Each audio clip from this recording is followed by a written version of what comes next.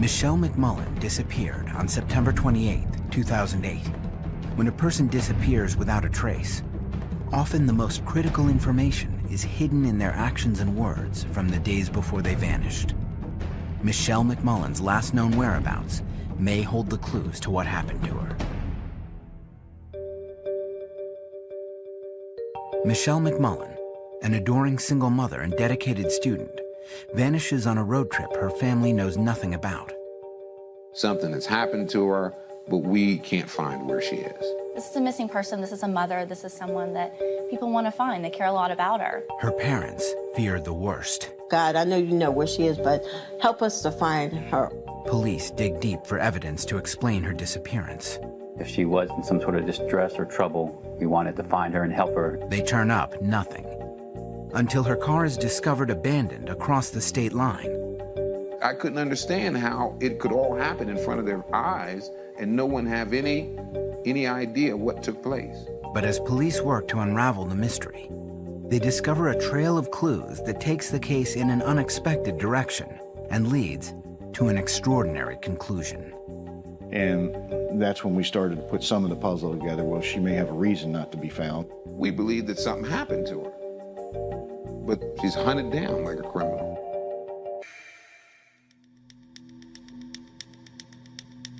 On the day before she disappears, 27-year-old college student Michelle McMullen leaves her apartment in Ruston, Louisiana, and begins the long 18-hour drive to her hometown of Harrisburg, Pennsylvania. She's bringing her 6-year-old son, Jaden, back to live with her parents.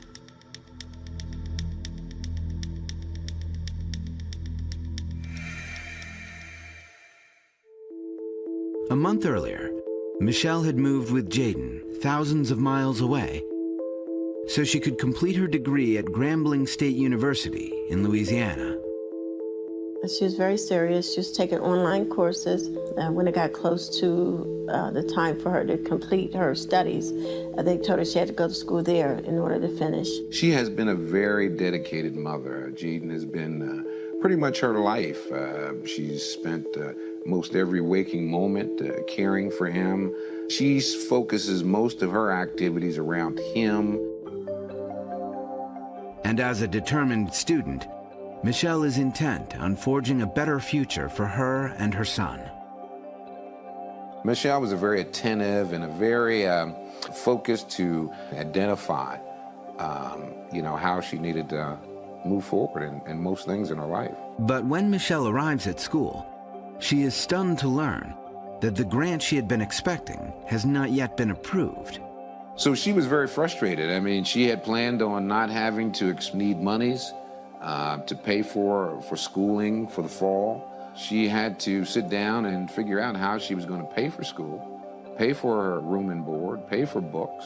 Certainly the school said, well, you can come back in January, but she had moved everything, 1,000 miles. You just can't move back home and then move back again. Resolved not to let her financial situation become a barrier to an education, Michelle takes a job at a local McDonald's. But the pressures of being a single parent and a full-time student become too much for her. She had Jaden with her, her son. She was that attached to him and that close that she wanted him to be with her. Now, finding out that she had to also take on a full-time job as well as her school and trying to raise a son, it became very overwhelming. She just didn't know what to do. She was kind of, stuck between bringing her son back home or trying to keep him there with her. And our advice was to bring him home to family and friends here. Michelle agrees Jaden would be better off living with her parents in Harrisburg while she finishes school. I spoke with her and, about me coming down, flying down to pick up Jaden and bringing him back. Then she decided that that's what she would do. But that's not what happens. No one could have predicted what Michelle would do next. On Friday, September 26th, Michelle arrives at work. Unexpectedly, her boss gives her the weekend off. I believe that it was September 26th, which was a Friday, that she was scheduled for work, and her boss at the McDonald's, she indicated that that Friday she had to make some scheduling changes, and she gave Michelle off unexpectedly that Friday evening until Tuesday.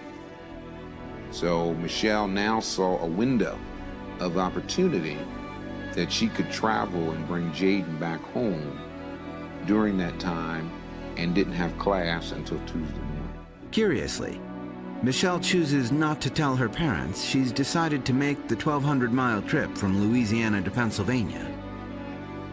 Well, when I spoke with her before her disappearance, she didn't give me any inclination or anything that she was coming up that time. And I think she may have wanted to surprise us, you know, and to show us that she can take that kind of drive.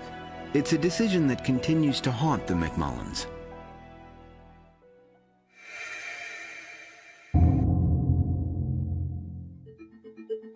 That Saturday afternoon, after attending her college's homecoming football game, Michelle sets off with Jaden. Our estimation is, based on the time, it's about an 18-hour drive, that she would have had to have left probably around 3 or 5 o'clock that afternoon. Michelle drives through the night, stopping only for gas. Michelle drove here in an amount of time that would certainly say that she didn't stop very much. I asked Jaden if they had stopped and slept, and Jaden said he slept and took naps, but he said every time he woke up, his mom was still driving. Michelle makes one phone call from the road to a childhood friend in Harrisburg. I understand that Michelle, upon arriving in Harrisburg, spoke to her friend, told her friend that she was coming in town and that she needed to drop her son with her.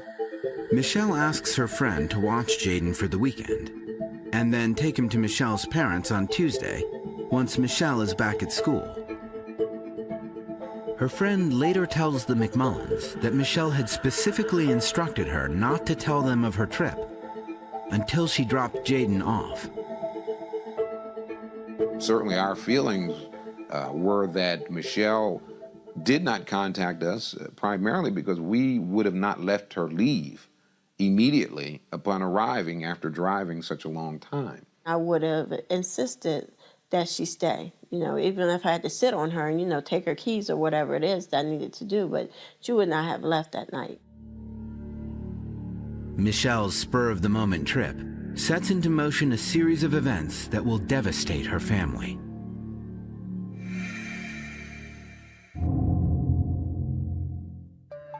Around 8:30 Sunday evening, Michelle arrives at her friend's place in Harrisburg with Jaden. After meeting with her friend, she got back in her car, and this was about 9 p.m. on Sunday evening. Before starting the 18-hour journey back to Louisiana, Michelle assures her friend that she won't continue without stopping to rest. Michelle's friend was concerned about her traveling after having been up for such a long period of time. Michelle had told her friend that she had some pillows and blankets in the car and that she would stop along the way back, but that she was certainly intent on trying to get back to school by Tuesday morning. But Michelle promises her that once on the road again, she will call to check in. And she does. The call lasts only a few minutes. It is the last time anyone speaks to Michelle McMullin before she disappears. As the search begins, her family worries. Could an alarming medical issue be responsible?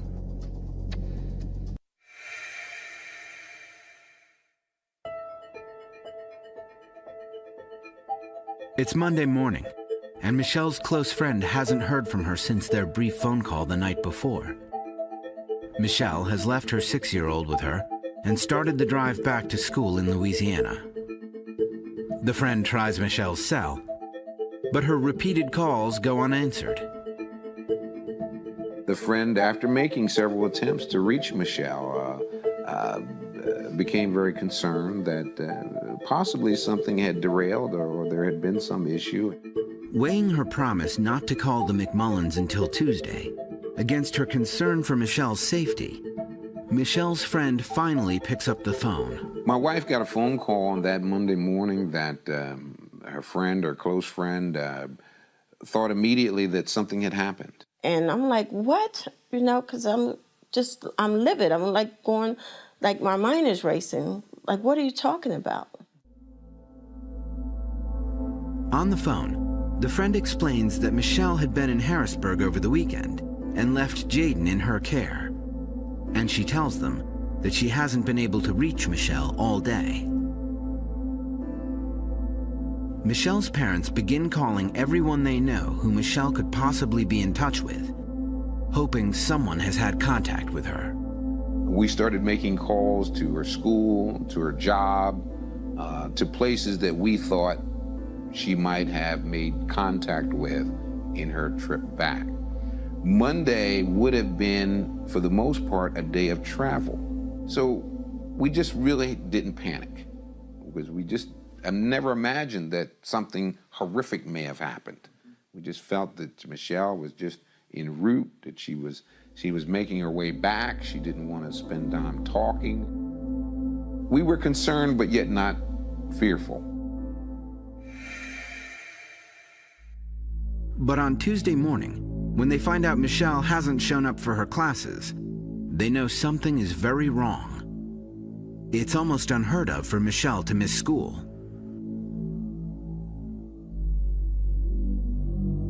On Tuesday, we called the police. We became involved when her father, Mr. McMullen, called the police department and reported her missing.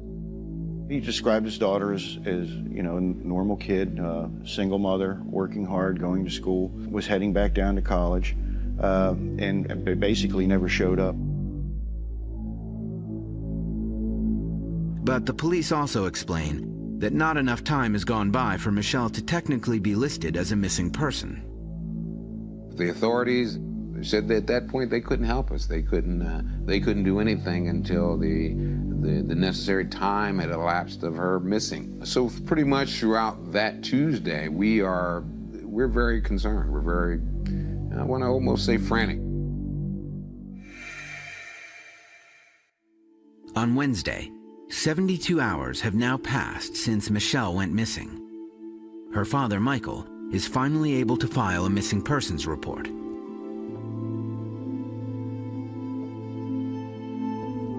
Her name is also entered into the National Crime Information Center, or NCIC, database that law enforcement officers use to track missing people. That's nationwide, so whoever would come in contact whether she was listed as a missing person.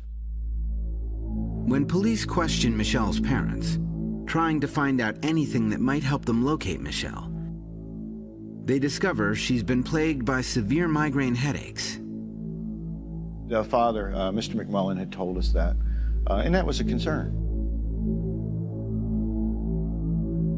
Police learned that a year earlier, one attack was so serious that Michelle collapsed unconscious. In fact, her son Jaden, then 5, dialed 911, and paramedics were dispatched to the scene to revive her. And he kept calling her, Mom, Mom, and she wouldn't answer. So he didn't know what else to do, so he just picked up the phone and dialed 911 himself. Michelle was rushed to the local hospital. She later tells her family that before the attack, her vision had become blurry. Was it possible that Michelle experienced a migraine attack so severe to cause a car accident? It sounds like a chillingly reasonable explanation to her father. We felt that Michelle had been in an accident, that she just, was not in any condition to be driving over 1,000 miles with such little sleep. The possibility that an injured Michelle might be stranded on the road, somewhere between Pennsylvania and Louisiana, haunts both her parents and law enforcement officials. Some of those back roads down there, I mean, you could be missing for a month before anybody would spot your car. The McMullins immediately take action.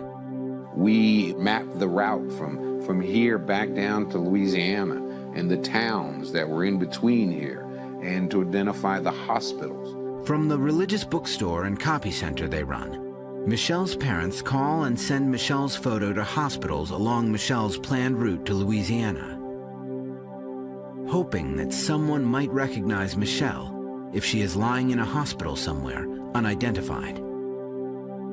So if she would have been in an accident, then we would have known about that, but we came up with nothing. Next, police receive a new clue that will intensify the search for Michelle and deeply trouble her family. On Sunday, September 29th, Michelle McMullen goes missing while driving from Pennsylvania back to her college in Louisiana. Her father files a missing persons report with the local police.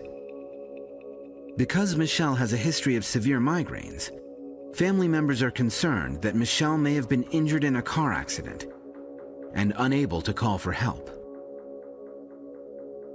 I mean, she was just a happy-go-lucky hometown girl going to college and raising a kid, single mother. You spend a lot of time spinning your wheels, and we weren't coming up with anything.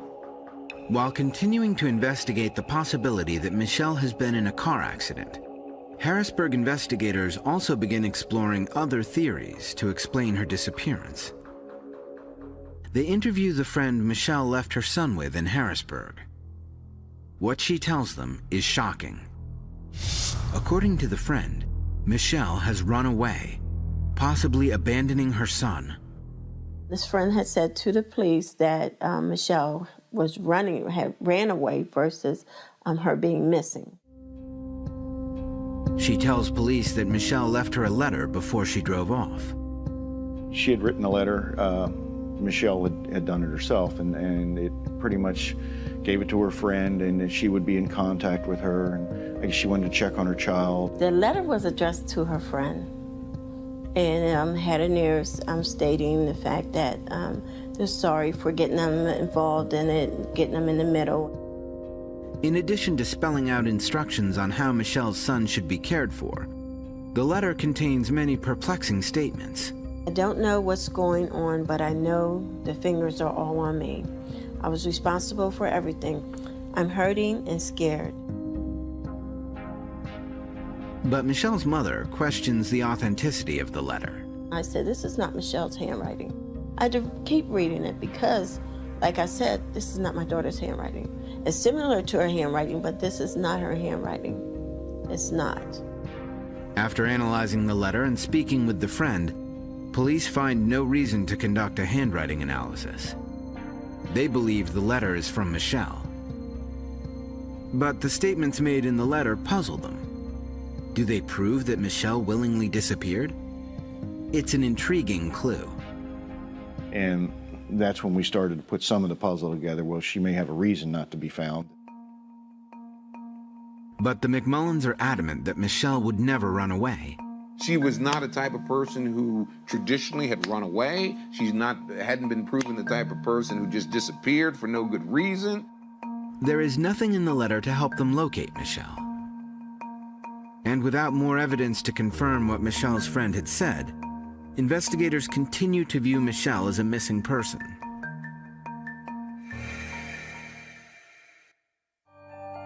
A week later, as police explore different theories about the case, a call comes in.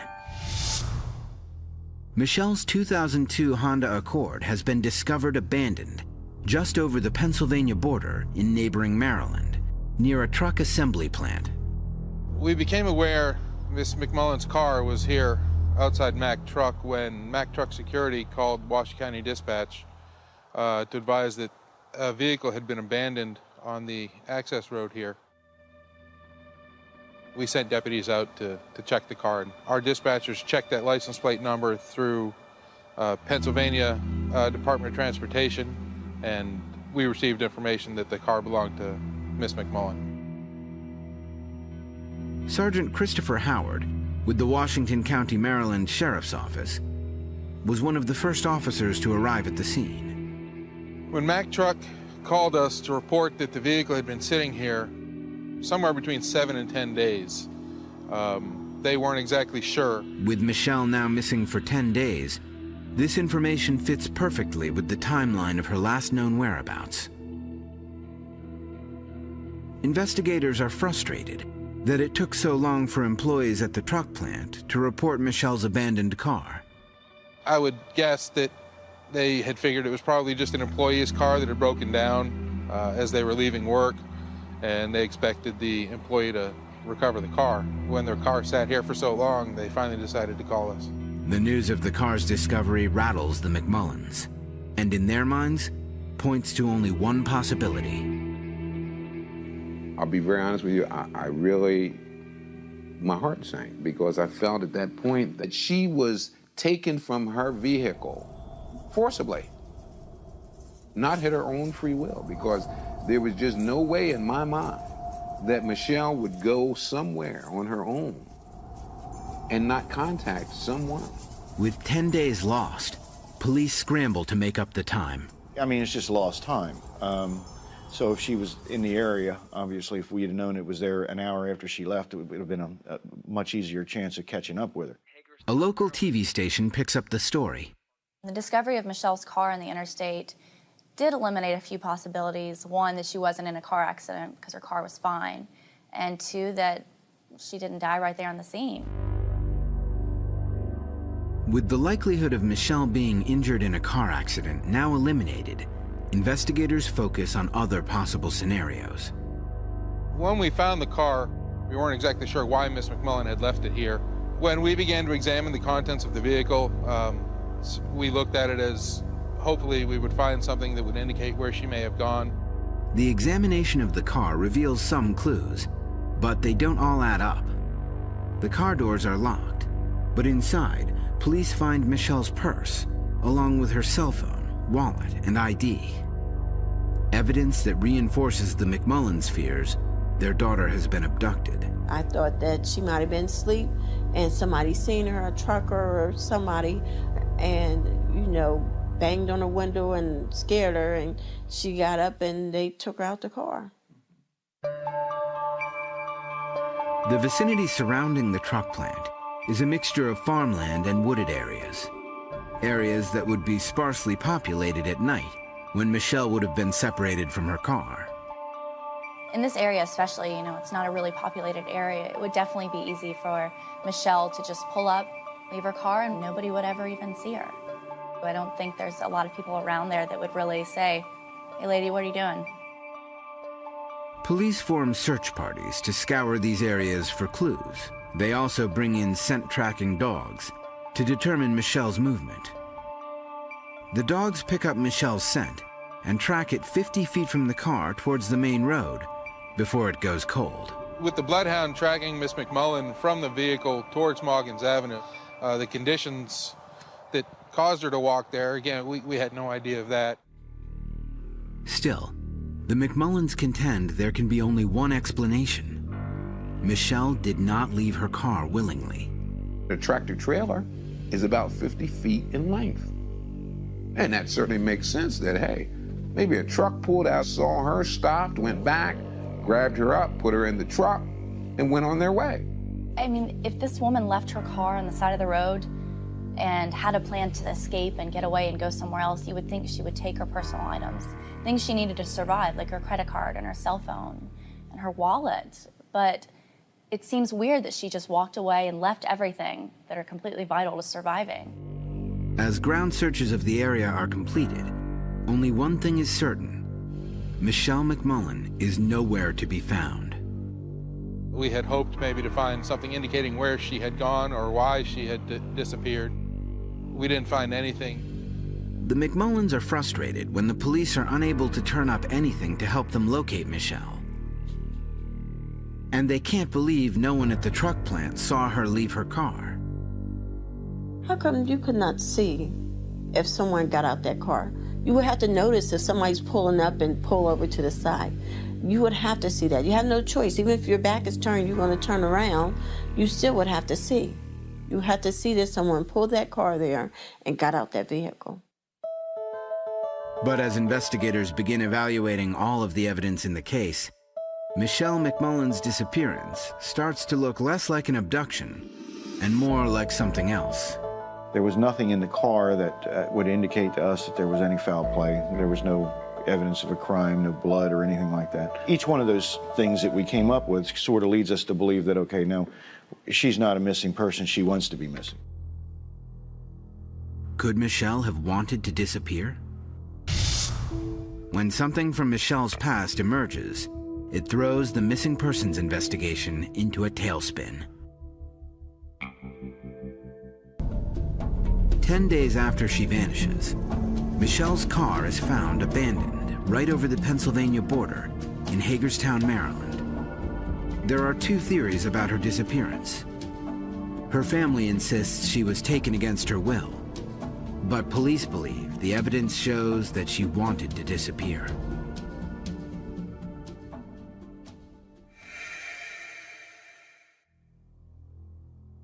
Suddenly, there's shocking news. A warrant for the arrest of Michelle McMullen issued in Pennsylvania by a neighboring police department. The charges? Felony theft by forgery, unlawful taking, and deception of an amount over $2,000 from the church where Michelle used to work before moving to Louisiana. Detective Michael Thornton is the lead investigator with the Susquehanna Township Police. Michelle was employed there as an administrator at the church. She was in charge of doing certain financial functions for the church. Church officials tell Detective Thornton Michelle had been employed at the church since November of 2007. But she was fired in July of 2008 for poor performance, a little less than a month before she moved to Louisiana. And it was at that time they discovered money was missing. We did an audit of the funds and discovered numerous discrepancies. Our investigation found that there's over $19,000 worth of missing funds. The McMullen family is completely dismayed.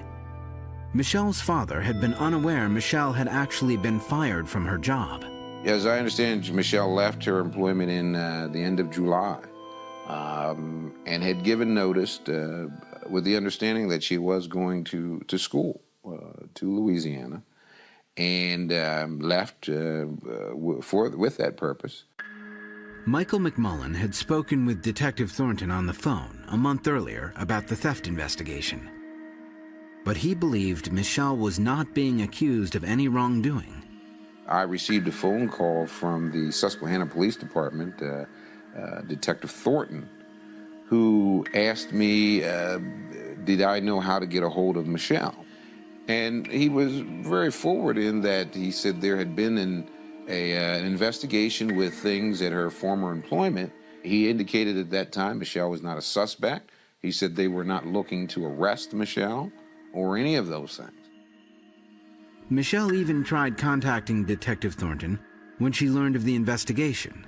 And Michelle made an attempt to call him. And as I understand from the detective, he did miss the call. Michelle called me. She left me a voice message stating that I could contact her, but only through an email address. She did not give me a phone number. I understood later from the detective she had indeed tried to email him as well. And then they just missed each other. News of the arrest warrant causes Harrisburg police to re-examine Michelle's disappearance. We discovered that Susquehanna Township had filed criminal warrants for embezzlement and stealing from the church, and so that you start to look at the other aspect of that, and that kind of fit in when the friend was talking about she may be just on the run. Even given the letter, it is a theory that Michelle's father, Michael, cannot accept. He fears that police have already drawn their own conclusions about Michelle without having all the facts. Once there's any release of some type of criminal information, everybody's mind is made up. People are now convinced, well, she must have done something. That's what's wrong. She could be out there laying in a ditch dead, somebody, harmed, injured, raped her, killed her. Police comb through Michelle's life, looking for places where she might be hiding. Michelle's cell phone records and email accounts are carefully scrutinized. I did obtain search warrants for Michelle's email accounts, her MySpace and Facebook accounts. I was trying to locate individuals who she may have had contact with after she disappeared, and to find something to help us to find her. But again, nothing surfaces to help investigators. Her name is once again placed in the NCIC database, this time as a wanted individual. We entered her as a wanted person. That was done for several reasons. If she is found, that the agency needs to know that there are charges pending in another jurisdiction. There's some meaning as to why she may be missing, and to make sure she's returned safely. Still, Michael McMullen firmly believes that the charges against Michelle have nothing to do with her disappearance.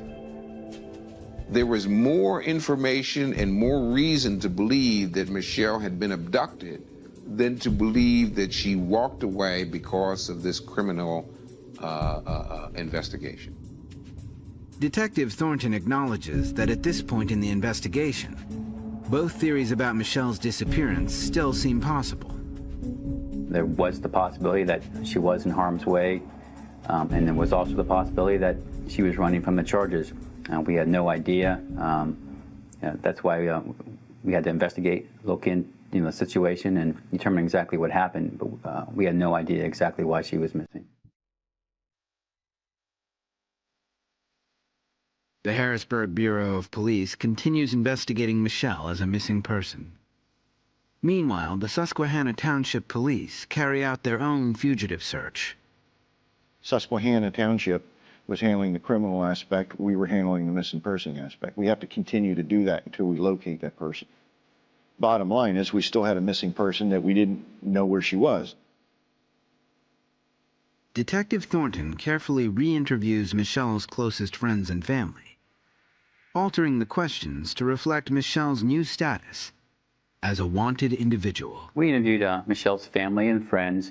We asked them all sorts of questions as to if they knew if they knew where she was, why she disappeared. We have no reason to believe that Michelle's parents knew where she was or know where she's at right now.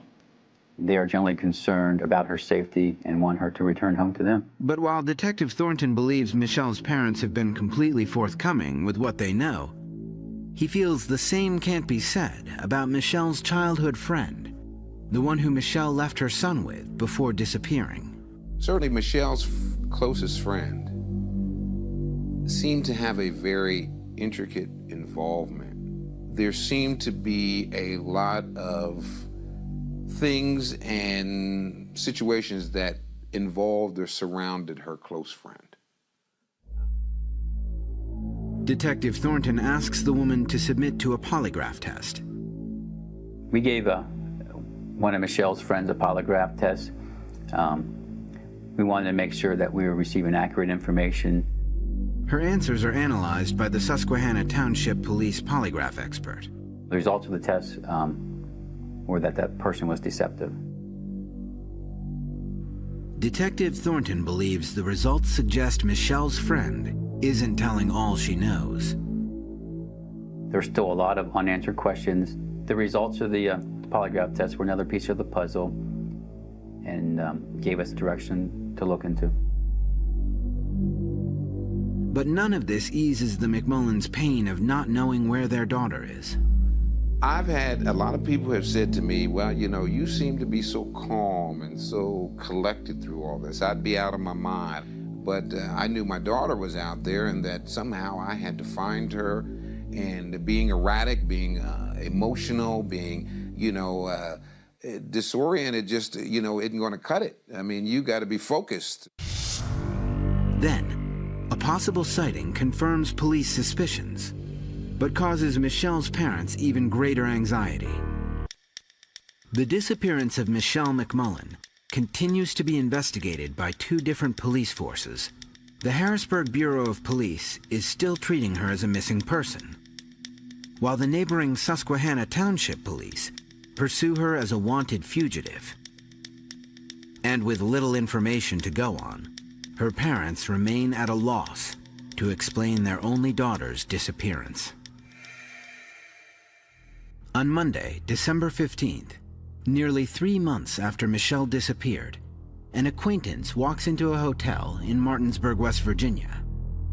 He's startled when he recognizes the woman working behind the counter. She appears to be Michelle McMullen. It's the break that police have been waiting for. We alerted the Harrisburg Police Department, and we in turn notified the Sheriff's Department and the police department down in West Virginia where she was. Investigators pounce on this startling tip. Just 30 miles from where her car was discovered, and a little less than 100 miles from her hometown. Could Michelle McMullen really be so close by? One of our detectives got the information and immediately sent the local law enforcement agency there. But when the officers arrive, they are surprised to find the person believed to be Michelle McMullen has already fled. When police first were alerted of the sighting of Michelle in Martinsburg, they got there, they missed her for like 10 minutes. Well, that news was very frustrating. You know, we were very close to her. You know, we almost found her. And I don't know how she was notified that we were coming. I don't know how that happened, or whether she just said, oh, my friend saw me, the gig's up, and she just, you know, left the area, but it was done rather quickly. Michelle's parents are stunned when told of the sighting. Immediately, we wanted to believe that it was Michelle. I said, where? I mean, how? I mean, I was just full of questions. Investigators question the hotel staff, and a local news station devotes significant time to the story. They saw Michelle working here at the Knight's Inn. A customer come to check out, and a friend that was with the customer recognized her. From what? From Pennsylvania. He was a family friend and recognized her. And as soon as he recognized her, she tried to jump behind the wall so he wouldn't see her. She must have seen him coming.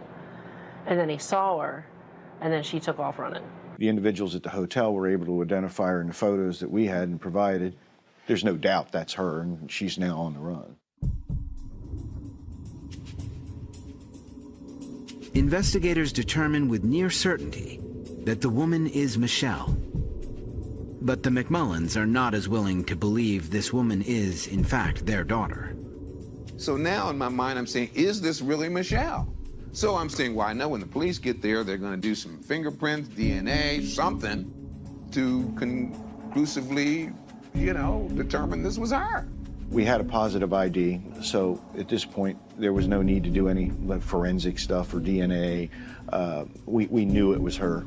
She'd been positively ID'd by 2 sources, plus the information we had found in the room that clearly indicated that it was her.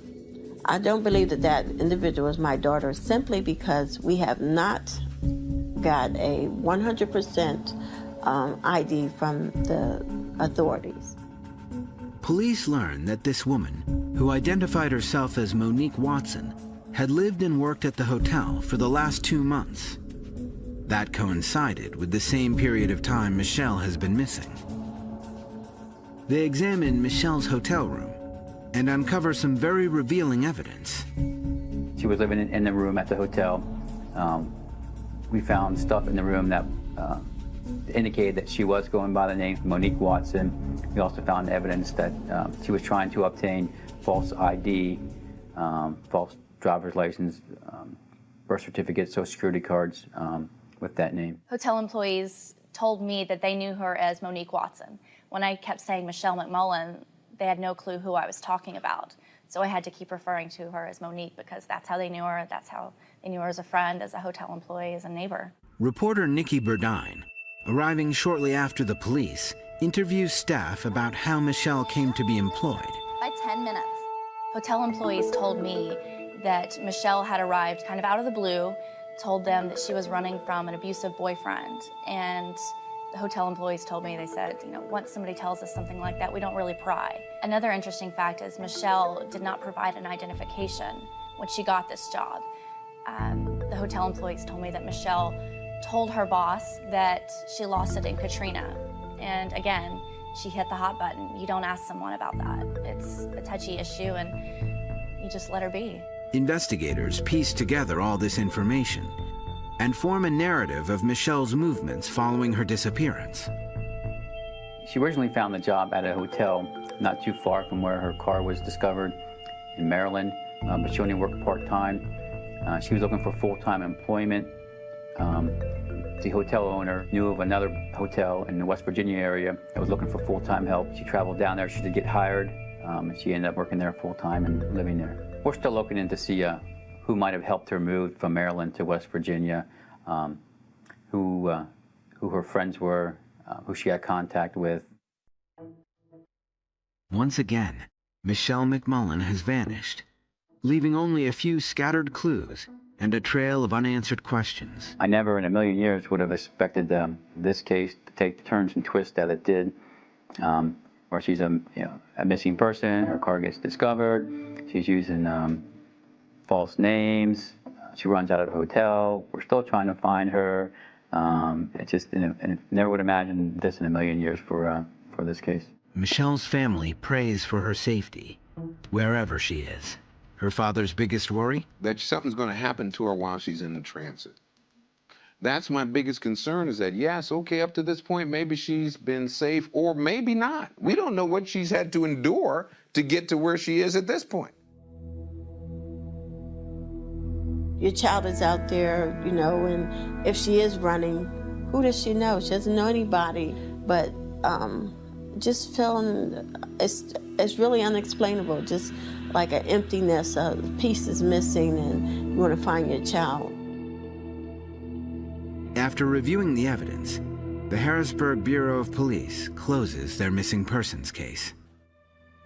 But for Michelle's parents, the case is far from over.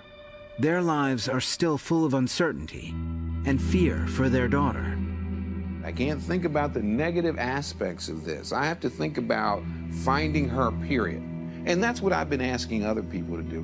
Michelle's son Jaden still waits, wondering when he will see his mother again. Sometimes, you know, he's the average 6-year-old boy, and then at other times he's like that little child that's like, where's my mom? That's his words, where's my mom? 2 years go by. The trail goes cold, and Michelle's parents wrestle with the possibility that they may never know what happened to their daughter.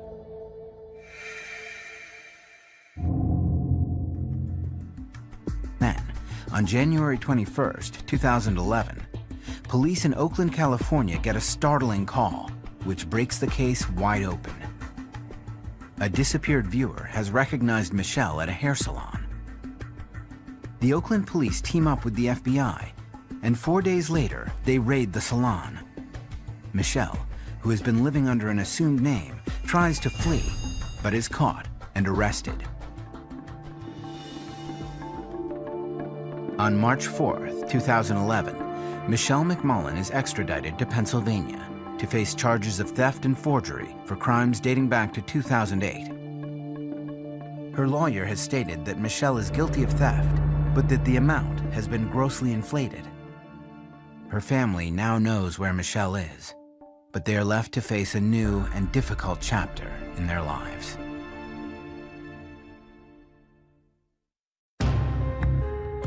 Terrence Williams disappeared on Monday, January 12th, 2004. When a person disappears without a trace, often the most critical information is hidden in their actions and words from the days before they vanished. Terrence Williams' last known whereabouts may hold the clues to what happened to him. When 27-year-old Terrence Williams goes missing after a night of partying, his family fears for his safety. Terrence didn't go a day without calling me. But events soon to be uncovered will spin a simple case of a missing man into a complex and controversial investigation. You're a seasoned veteran. You're seasoned. How can you forget something that happened 4 days ago? It was just chilling to have all these little pieces that sounded so similar. Something of this magnitude wouldn't go unnoticed. And a sheriff's office is confronted with the unthinkable. It doesn't matter how we look. There's a case to be solved here. On a mild January night in 2004 on Florida's Gulf Coast, Marcia Williams drops off her 27-year-old son, Terrence, at his home in Naples after a long day of work. As she watches her only son step out of the car, she marvels at how far Terrence has come in the 2 years since he moved to Florida. When he first moved to Naples, he would worry if he couldn't find a job. But I was always his coach, you know, his cheerleader. Just hang in there. You're gonna make it. You're gonna be okay. Terrence's mother has always done her best to support her son, and she is the reason he moved to Florida in the first place, leaving behind 3 of his 4 children in Tennessee. I was married and moved to Naples with my husband. A couple of months later, Terrence moved to Naples. Well, he had to be with his mother. Having difficulty meeting the child support needs for his 4 kids, Terrence hopes the move will give him more financial opportunities. With the housing boom in Southwest Florida in full swing, jobs were plentiful. He found a job in construction, and later on he decided to work a little bit harder, so he found a second job at Pizza Hut in Bonita Springs, Florida, which is just a very short ride from Naples, Florida. After losing his driver's license in Tennessee while driving under the influence, Terrence has been dependent on his mother and his roommate Jason to get him places. His new job at Pizza Hut is a 13-mile trip from home, straight through the new, sprawling suburb of affluent North Naples. In December of 2003, yearning for more independence, Terrence shops around for a car. He has this thing for Cadillacs, so he went and he bought a Cadillac. After 2 years living in Naples without incident, Terrence is itching to gain back his freedom. But he will have to wait 6 months until June before he can get his license back.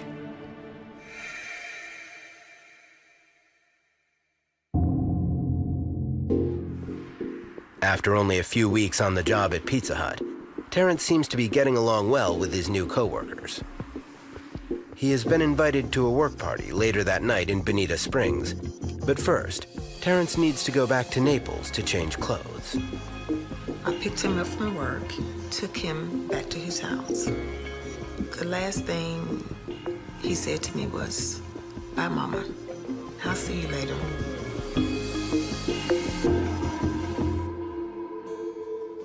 Once inside his house, Terrence tries to convince his roommate to accompany him to the party. He egged me on just a little bit, saying, "Oh, come on, you can come with me, this, and that."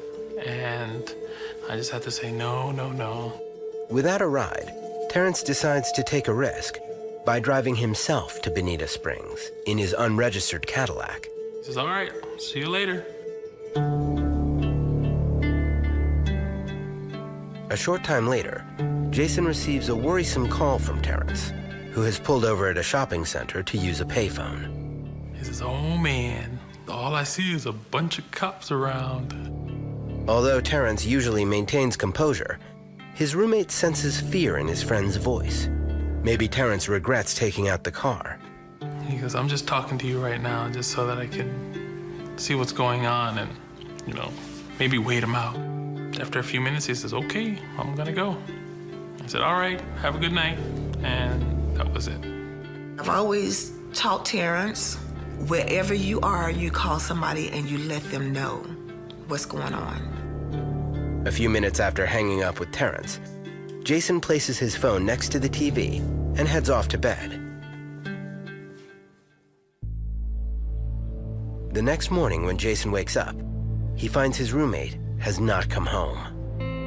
At first, Jason isn't worried. He has this rule that if he's gone for a couple days, don't worry about it, because he might be staying at someone's house. That Monday morning, Jason checks his voicemail to see if Terrence has called. I had a couple missed calls from a number I didn't recognize at 4 in the morning. So I called those numbers back. The woman who answers says she is one of Terrence's co-workers from Pizza Hut. She distinctly remembers seeing him leave the party alone, sometime between 5 and 6 a.m. Maybe Terrence had called Jason wanting a ride home. I wish that I left my cell phone on my nightstand like I always did. That night, I just so happened to forget it on the entertainment center.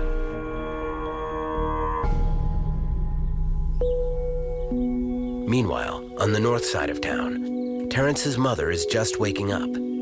For no particular reason, she has a gut feeling that something terrible has happened to her only son. I was so nervous. I got up and I had Terrence in my mind. And I just walked through the house and I just prayed. Despite her uneasiness, Terrence's mother continues her day as planned. I got myself together. I went to work. The following day, Marcia still has not heard from her son. Tuesday, his roommate sent me an email. He said, "Have you heard from Terrence?" And I said, "No." To Marcia, it is a sign that something is gravely wrong. Terrence didn't go a day without calling me. We were just too close.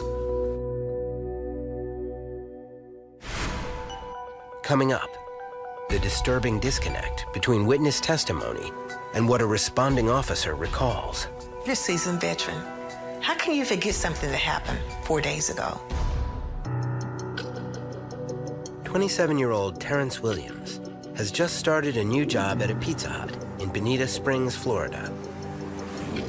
On Sunday, January 11th, the Naples resident takes his newly bought vintage Cadillac to an after-work employee party, even though he does not have a license to drive.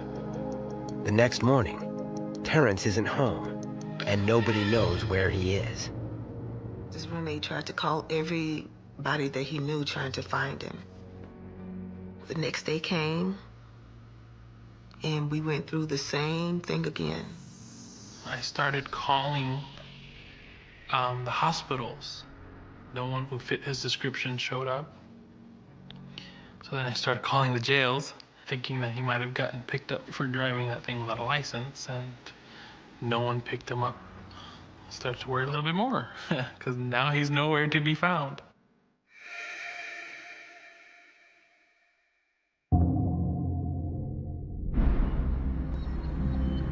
Wednesday came. I couldn't stay at work. I had to do something. I had to find my child. Marcia goes to the Pizza Hut where Terrence works, and they confirm her fears. He has missed work for the last 3 days and has failed to pick up his last 2 paychecks. She then drives to the Collier County Sheriff's Office, intending to file a missing persons report. We went to a substation, and I told them I can't find my son. Well, I was told, he's grown. If you haven't heard from him in a month, you come back. Although Marcia has no proof that Terrence is in danger, she knows her son would never drop out of sight without letting someone know. We had not had any arguments, no disagreements, nothing. It's like, okay, I'll see you later, Mama. That's the last time that I spoke with him. That night when I dropped him off. Marcia reaches out to her family in Tennessee for help. One of my sisters said, give me all of the numbers to the hospitals, the morgues, anything you can think of. And they made calls from Chattanooga. The Williams family started contacting our dispatcher's office around January 15th of 2004. Because of the sheer volume of calls coming into the Collier County Sheriff's Office from the family, police begin to take Terrence's case more seriously. A deputy is dispatched to his mother's house to take a report. When I was first questioned face to face, I said, he's not coming back. They said, well, how do you know? I said, a mother knows.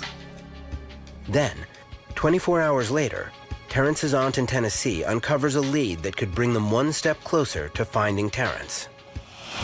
She said, we found the car. She told me that the car was towed from his cemetery. I'm going like, oh my God, he could be in the trunk of the car. Everything just goes through your mind, everything. Marcia wastes no time heading over to the towing company's lot. I ID'd the car right away.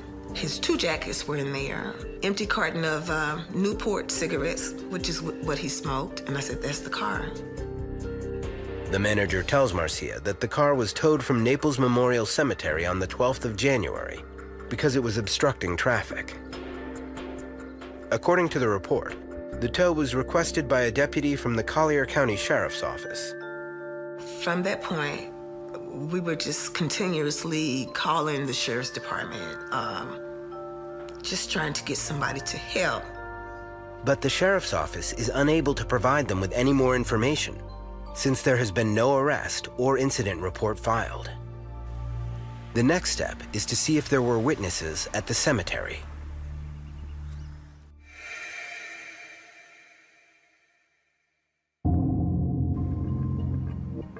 I called the cemetery and I spoke with whoever was there that morning, and they told me that they witnessed Terrence being pulled over. Finally, there is a break. Terrence's family now has a new last known location, and they know who had the Cadillac towed. He is a 17-year patrol veteran named Deputy Steve Calkins.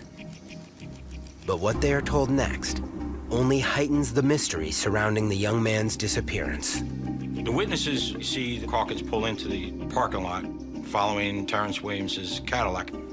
They all remember he had his emergency lights activated, and nobody remembered hearing the siren on. The funeral home employees say the deputy asked the young man for identification, which he did not have.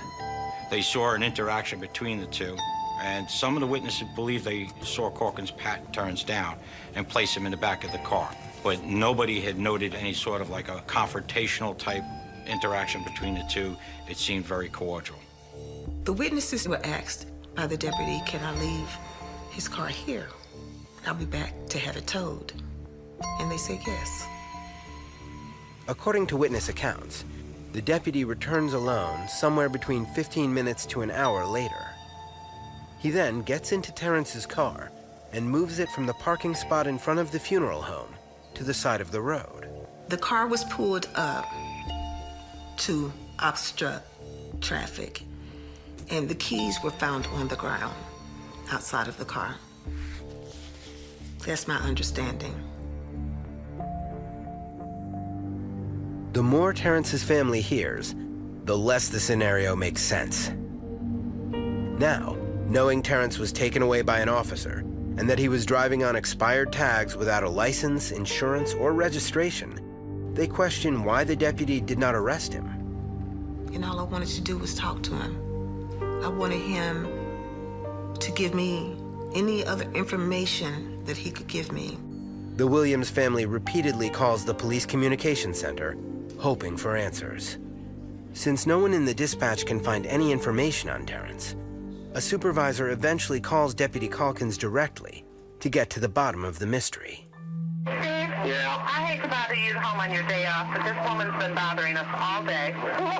You towed a car from Vanderbilt to 111th Monday, a Cadillac. Do you remember it? No. Do you remember? She said it was near the cemetery.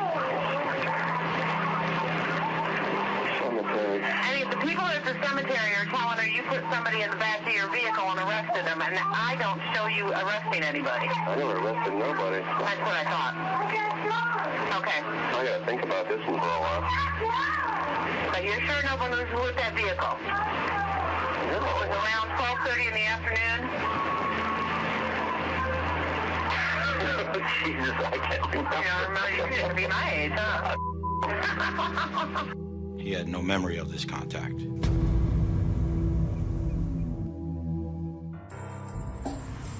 But Terrence's mother finds this hard to believe after hearing the witness's testimony at the cemetery and seeing the deputy's signature on the tow record. You're a seasoned veteran. You're seasoned.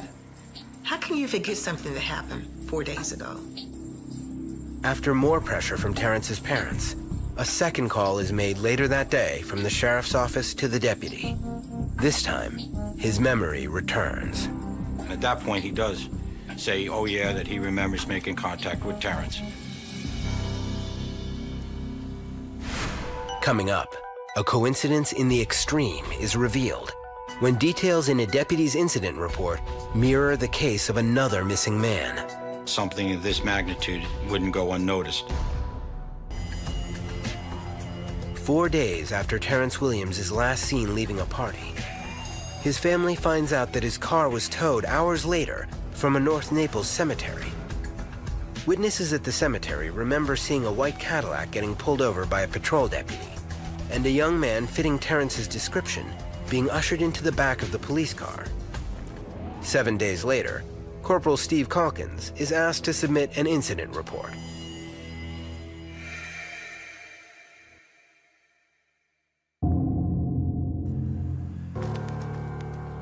On the 19th, the investigators make contact with Calkins, and he tells the first group of investigators that he runs into Terrence coming down Vanderbilt Beach Drive Road, where he says that he could see the car was obviously having problems. Hearing this testimony puzzles Terrence's mother. The deputy stated that the car was in distress. The car was just taken out of the shop. And when I was finally able to get the car, I drove the car 25 miles. No problem. But other than a slight time discrepancy, the witness accounts mirror Calkins' report. His side of the story was that Terrence was kind of pleading for a ride to work. Would you please give him a ride up the block to the Circle K? At first, Calkins says, no, I'll get you a cab. But eventually, he says he seems like a nice guy, he's persistent, and he does decide to give him a ride up to the Circle K. Because Terrence has a tainted history with the law from his early adulthood in Chattanooga, his mother finds Calkins' account hard to believe. Terrence wouldn't ask a cop to take him to work. He would have called me first, or Jay. She also does not understand why Terrence would have lied about working at the Circle K. His side of the story is that when he puts him out at the Circle K, he tells Terrence to get his ID in order and make sure that the paperwork is in order for the car. According to Calkins, Terrence told him the registration papers were in the glove box. So the deputy decides to go back to the cemetery alone to further investigate the car. He doesn't find any of this paperwork that he claims that Terrence told him was in there. Feeling deceived by the man Calkins said he knows only as Terrence, the deputy says he phoned the Circle K to track him down. He says he was told that no one by that name worked there. The deputy then called in the license plate number to dispatch. He found Terrence was driving on an expired tag. Now, with a new piece of the puzzle in the search for Terrence, family and investigators spring into action. The first stop is the Circle K.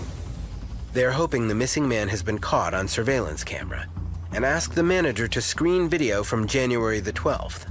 Terrence's stepfather viewed that tape by himself before law enforcement did, and he didn't see him there. There's nowhere on camera that Terrence was dropped off in the deputy's car. Employees who worked that day are also questioned. Nobody at the Circle K ever saw Terrence get out of the vehicle.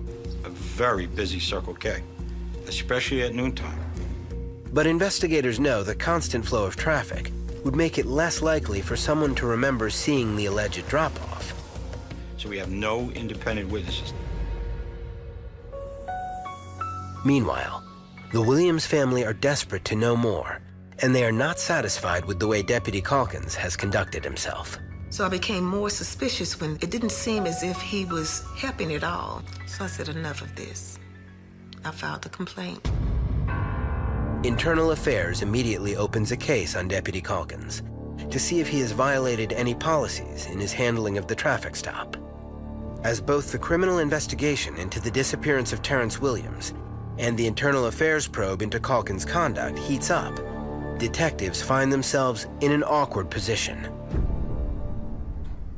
Early on, when the people running this investigation realized that we were looking at one of our own, I think wisely at that point they chose to invite outside agencies to come in. The Florida Department of Law Enforcement, along with the FBI, are asked to conduct their own investigation to avoid any accusations of a cover-up. In this particular case, you've got a law enforcement officer as their person of interest. It's always important to have a third party look at it so there isn't any appearance of any impropriety.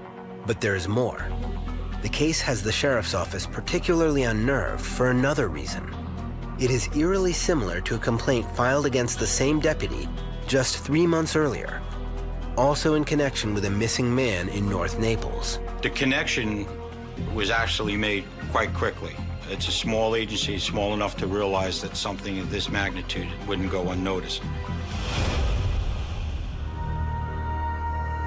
25 miles down the road in a poor migrant farming town called Immokalee, the case of a missing Mexican immigrant, 23-year-old Felipe Santos, has rocked the community. The last person known to have seen Felipe before he disappeared, just months earlier, was Deputy Steve Calkins. Things were looking up for Felipe Santos after 2 difficult years working as a migrant farmer. He was able to find a job to work in construction, which meant that that was a more stable job. It was a little bit better paid. With his girlfriend expecting their first child, this new prospect was good news for Felipe. The only problem was that the job happened to be 30 miles away.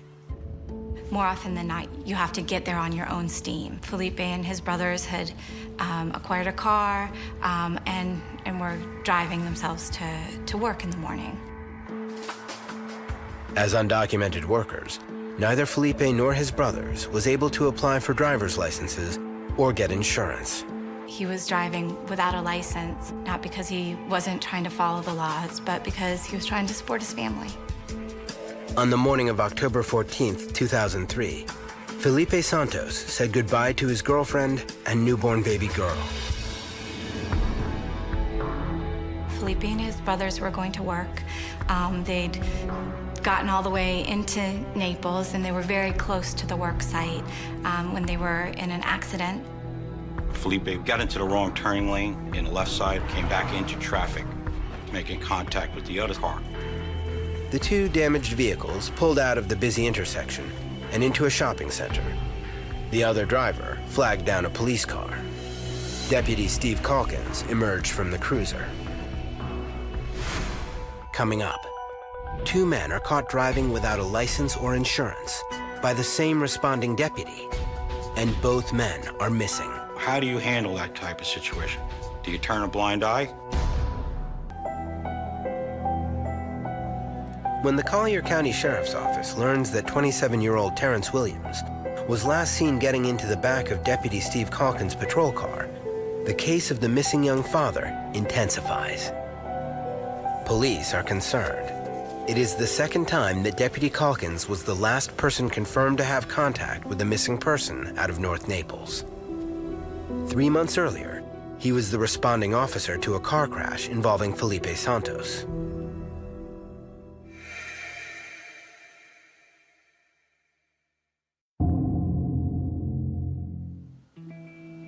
He made contact first with the citizen who explained a little bit of the crash, and from his account, Felipe Santos identified himself as the driver of the car.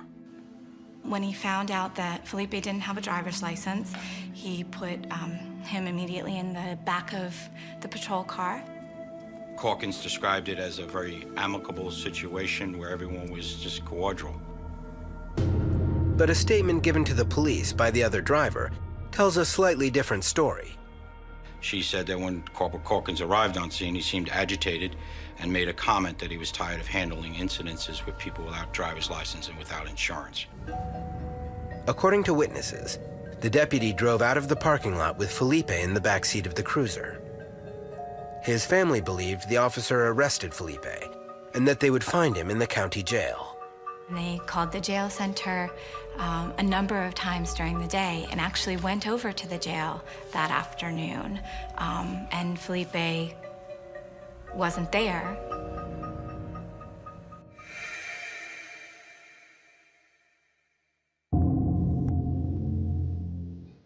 Two weeks after the accident, with no word from the dedicated new father, the Santos family finally received a copy of Deputy Calkins' incident report, explaining why Felipe was not in lockup. Calkins said that he decided not to take him to jail because he was polite, and that he was going to drop him off at the Circle K so that he could make a call, so he could get a ride. According to the incident report, Deputy Calkins did not want Felipe to get back in his car, which is why he drove him only a half-mile up the road to the Circle K gas station. But before letting Felipe go, Deputy Calkins issued him 3 tickets. The first, driving without a license, obliged Felipe to appear in court on November 13th, while the other 2 carried fines totaling $2,000. After seeing the citations and reading the deputy's report, the Santos family feels Deputy Calkins did not act appropriately.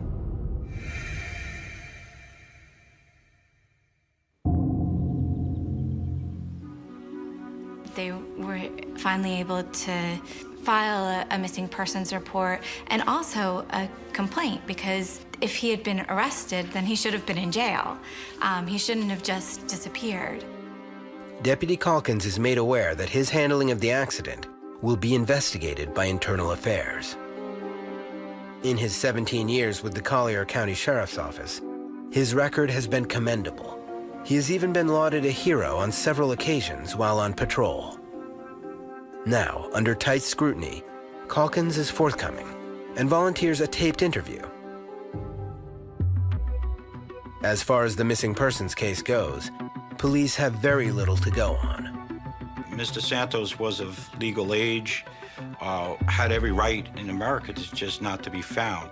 But Felipe's failure to appear on the November 13th scheduled court date in accordance with the citation now does make him a fugitive. Could he be hiding from the police intentionally to escape prison or deportation? Although plausible, investigators did not believe this to be the case. We didn't have any evidence of a crime, but there were certain red flags that the original investigators picked up on and kept the case alive. No family contact. He didn't pick up his paycheck. The hunt for Felipe involves multiple agencies and crosses borders, and not a shred of evidence surfaces to indicate Felipe is alive and well. After nearly a 2-month administrative investigation, Deputy Calkins is exonerated of any wrongdoing regarding his actions following the traffic stop. Would another police officer do what he did? I don't know, but what he did was correct and according to procedures at the time. Then, just 72 hours after Felipe's family is sent a letter stating Deputy Calkins has been cleared of any wrongdoing, Terrence Williams goes missing. Is this a coincidence in the extreme, or something far worse?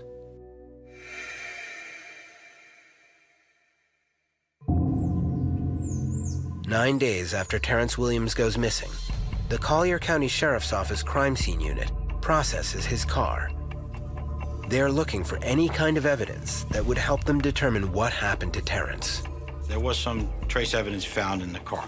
However, it's crucial for the case that that be kept confidential at this time. 2 days later, the Sheriff's Office holds a press conference asking the public for help in locating Terrence Williams. Tips start flooding in. In the beginning of the investigation, there were several tips that came in, sightings of Terrence. One of the officers believed that he might have saw somebody that might have been Terrence by the Granada Shopping Center. But that was fully investigated, and it just didn't pan out. On February 12th, 1 month after Terrence went missing, Internal Affairs asks Steve Calkins to come in for a taped interview. As part of the administrative investigation, Calkins signs a document stating nothing he says can be used as evidence in a criminal court.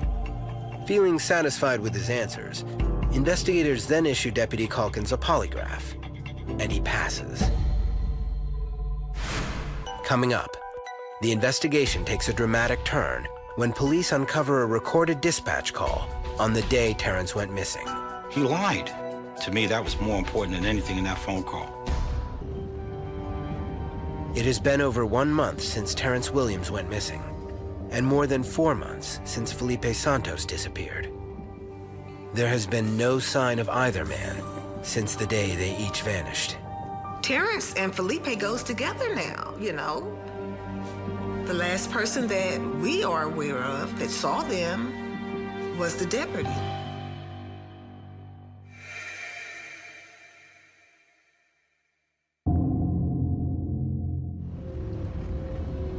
The criminal investigations into both missing men share the same starting point, Deputy Calkins' patrol car, since that is where both men were last seen.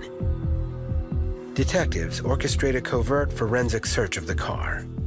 They were looking for any telltale signs of a violent struggle that might have been a sign of a cleanup in the car where blood could have spattered. I was told that his car was searched and it was immaculate. That's the word that you use, very clean. But investigators did not stop there. A GPS device is put on his vehicle to see where Calkins spends his time while on patrol.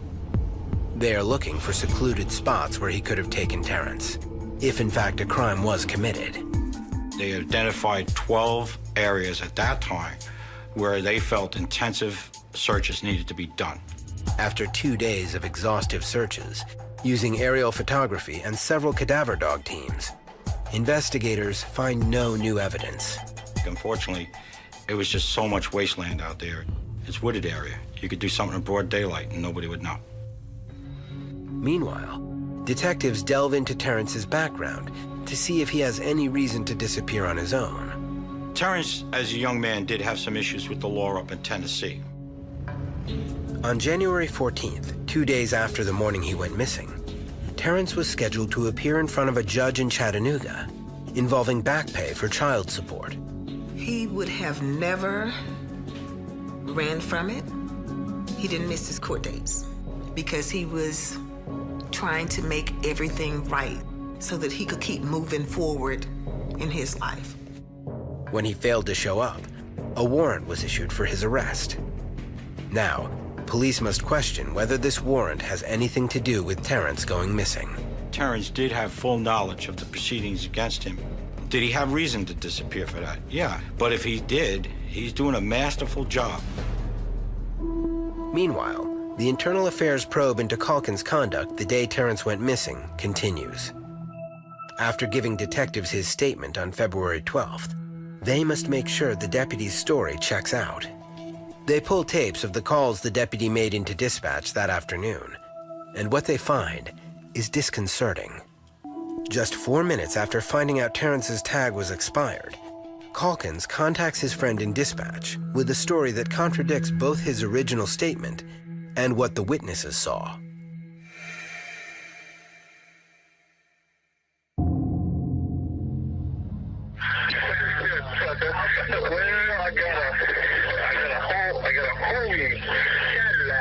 Inside of the road, signal 11, signal 52, nobody around. All right. The tag comes back to nothing. It's a big old white piece of junk Cadillac.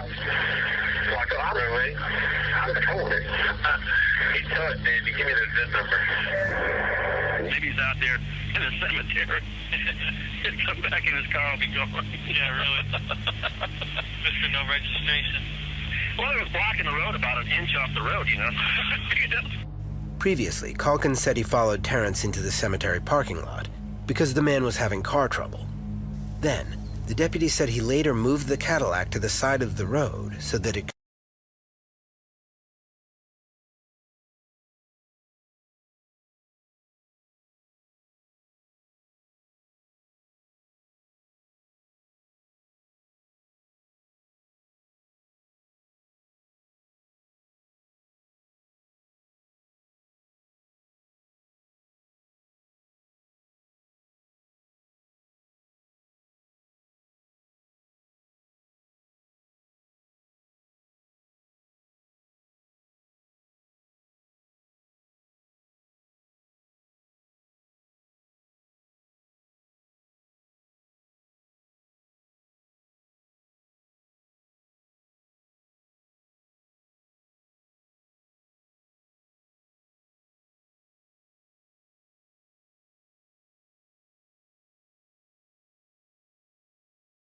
requests a background check on Terrence.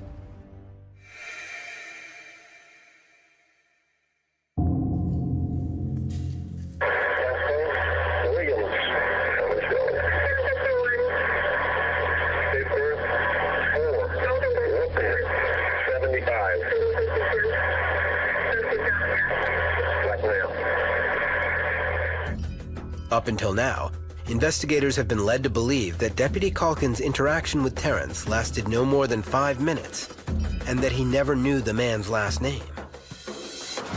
Yet now, 23 minutes after he calls dispatch to have the car towed, he is able to run a background check using Terrence's full name and a fake birth date.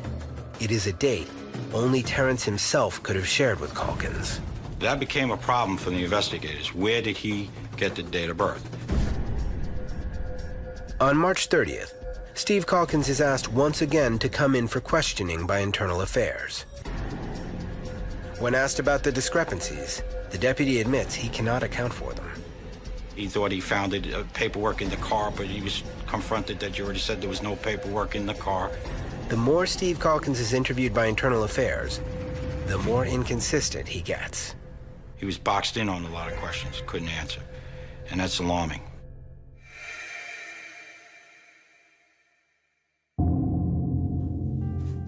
Three months after Terrence went missing, police issued Deputy Calkins another polygraph.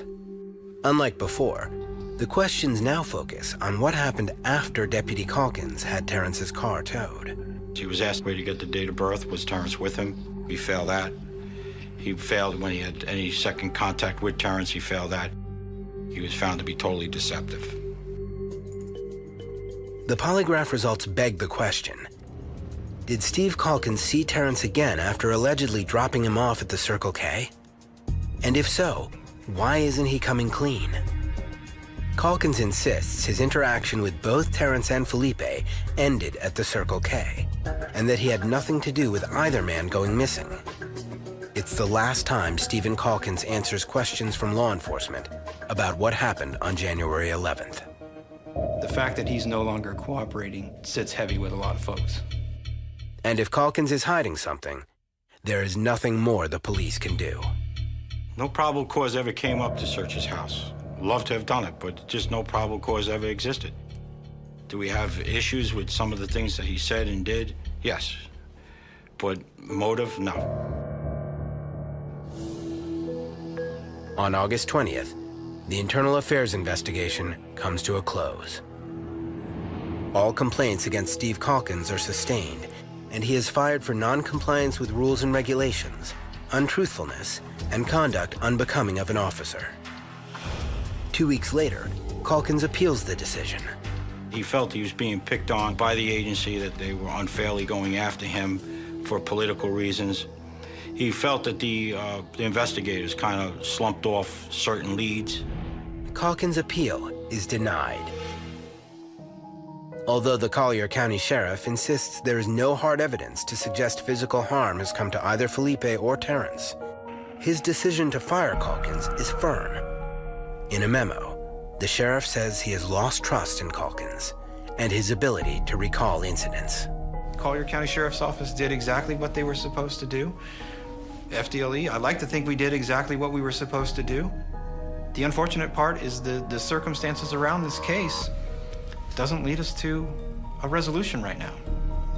The Collier County Sheriff's Office has been deeply affected by this investigation. It rocks us. But it also, too, is a way of solidifying this agency, that we turn around and we band together and say, no, this kind of behavior is unacceptable. Yet to this day, Stephen Calkins believes he was wronged by the Collier County Sheriff and that he fell victim to coincidence. But Terrence's mother is not buying it. He's gonna pay for what he did to my grandchildren. He's gonna pay for what I've been going through. Coincidence or not, Stephen Calkins remains on investigators' radar. We don't pick our persons of interest. The facts bring us to a person of interest. And every time you look at this case, the facts bring us back to Stephen Calkins. Unfortunately, we still have a little bit of a mystery on our hands. 7 years have passed since Terrence Williams and Felipe Santos went missing from North Naples. But detectives from the Collier County Sheriff's Office say they never stray far from the case. Anytime any unidentified person is found deceased in this county, or if I find other counties where we constantly exchange information, a follow-up is done. Then in January of 2011, the skeletal remains of an unidentified male are found in a secluded area just under a mile from where Felipe was last seen. When I read it, I'm like, it could be Felipe. And if it's Felipe, Terrence is close by. For the family to have peace, they just want to have their questions answered. What happened that day? Where did he go? Why isn't he here? Although a preliminary report rules out the body as Felipe's, investigators must wait for final confirmation through DNA testing. Meanwhile, Marcia Williams continues her unending quest to locate her only son. I just want to know where my child is. I want to be able to take him home, and then I can begin to close that chapter. But I'll never in my life forget him. I'll never forget him. And he was my good friend.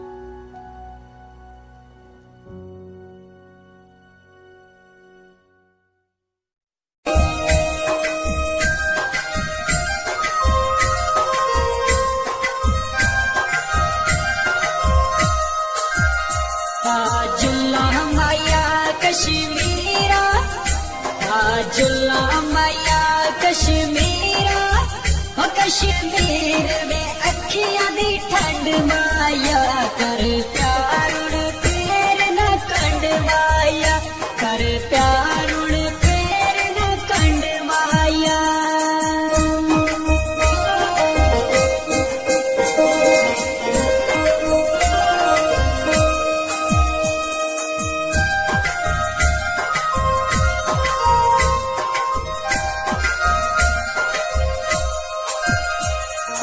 जुल्ला माया कश्मीरा जुल्ला माया कश्मीरा ओ कश्मीर वे जन्नत नजारा है माया अखियां दा जन तारा है माया अखियां दा जन तारा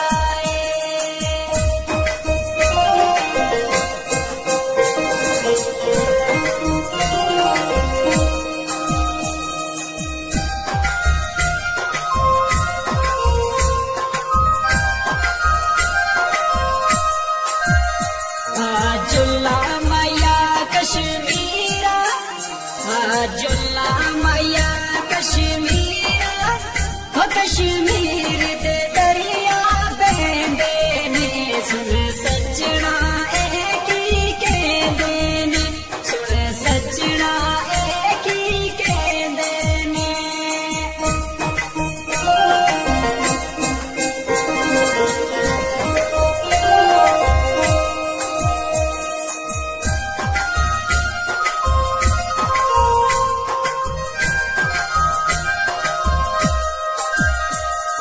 जुल्ला माया कश्मीरा जुल्ला माया कश्मीरा ओ कश्मीर दी दे फुल खेलिए मेरा माया हुस्न दा दलेलिए मेरा माया हुस्न दा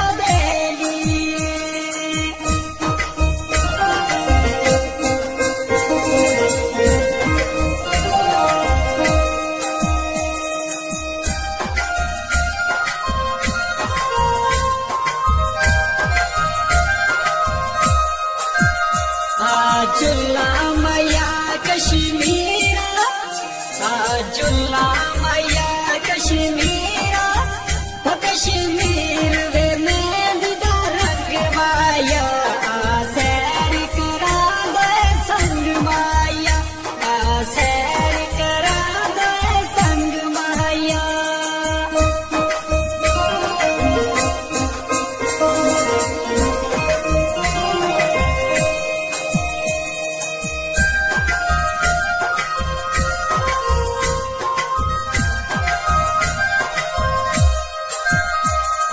जुल्ला माया कश्मीरा जुल्ला माया कश्मीरा ओ कश्मीर दे वेख नजारे नू कर याद वे रोवा प्यारे नू कर याद वे रोवा प्यारे नू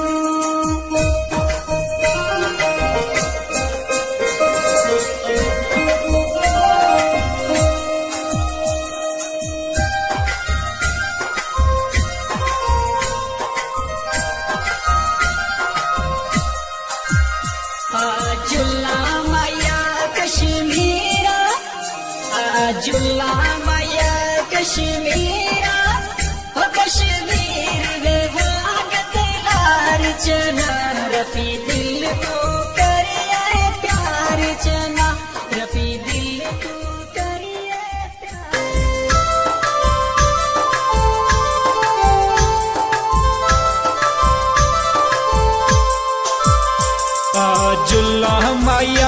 कश्मीरा जुल्ला माया कश्मीरा हो कश्मीर वे अखियां दी ठंड माया कर प्यार उड़ फेर ना कंड माया कर प्यार उड़ फेर ना कंड माया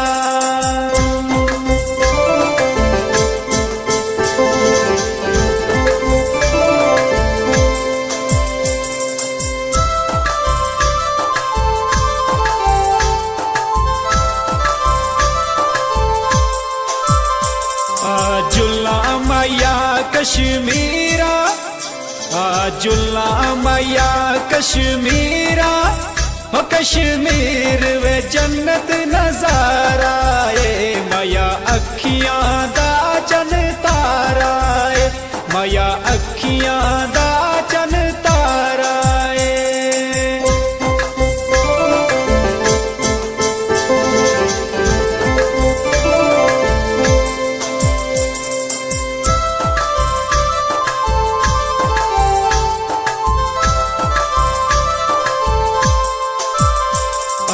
जुल्ला माया कश्मीरा जुल्ला माया कश्मीरा हो कश्मीर दे दरिया बेंदे ने सुन सजना ए की कहंदे ने सुन सजना ए की कहंदे ने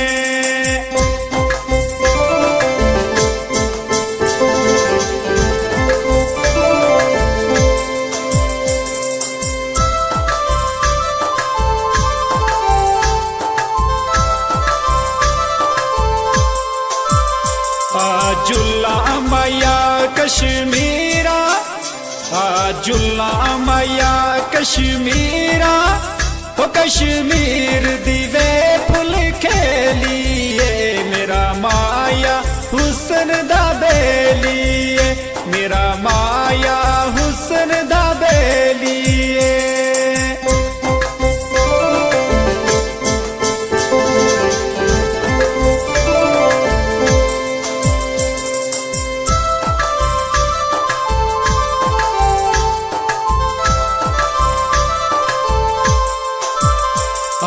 जुल्ला माया कश्मीरा जुल्ला माया कश्मीरा हो कश्मीर वे मेहंदी दा रंग माया सैर करा दो संग माया सैर करा दो संग माया